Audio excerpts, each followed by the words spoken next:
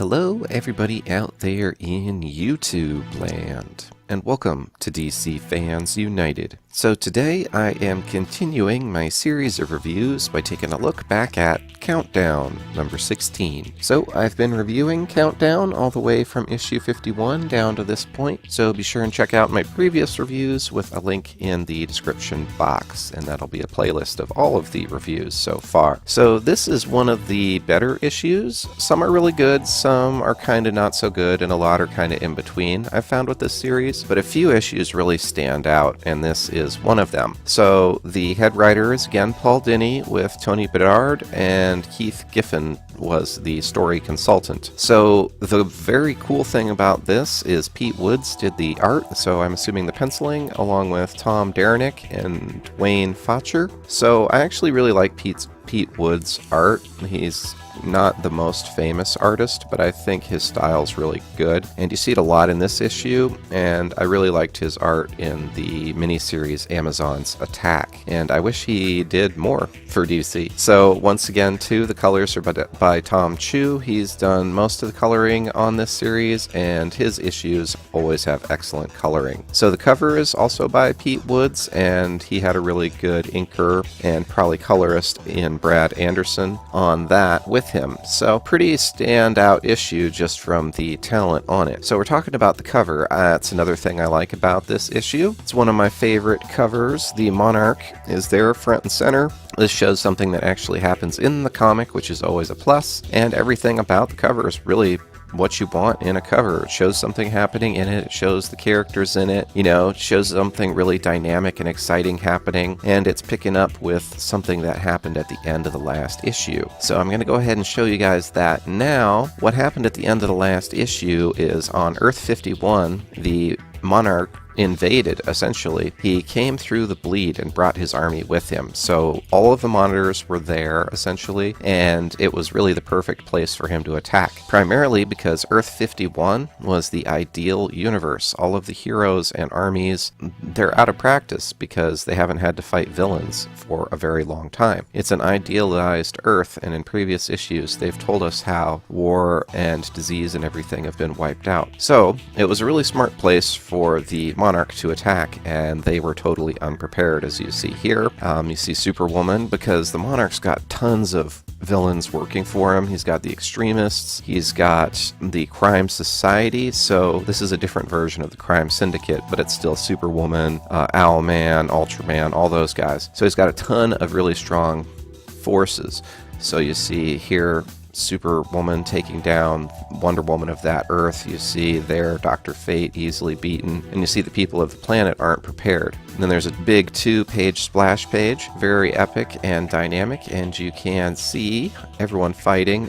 Mostly you see the monitors that are there. So that's the one thing that's really giving this Earth a chance, is the monitors are fighting back. So we see now the monitor Solomon, and once again the coloring is really good. Tom Chu is a great colorist, and Solomon is totally in disarray. He's one of the monitors, but he really screwed up because he killed another monitor called Bob the Monitor, and he had thought he could absorb Bob's power, but actually he just ended up killing him. So that was a huge setback and allowed the Monarch to come into the forefront and start attacking. So then Solomon gets summoned back to the multiversal nexus, which is where the monitor's base is. The remaining monitors there condemn him for what he did, and then they leave to go attack the Monarch and try and save that universe. So then we see the monitor of Universe 51. So he had kept everything really idealized and tried to make it the perfect world, and he's going to save it at any cost, he says, even if he has to destroy the other monitors. So that's pretty ominous, and we've seen the monitors becoming more and more individualized from their origin of all being one entity. So we see the Monarch here commanding his troops. It says that they launched attacks on all of the world's capitals at the same time, in addition to attacking this Earth's heroes. And he also talks about how he doesn't care about how many losses he takes as long as he wins. It's very brutal. The only person who's really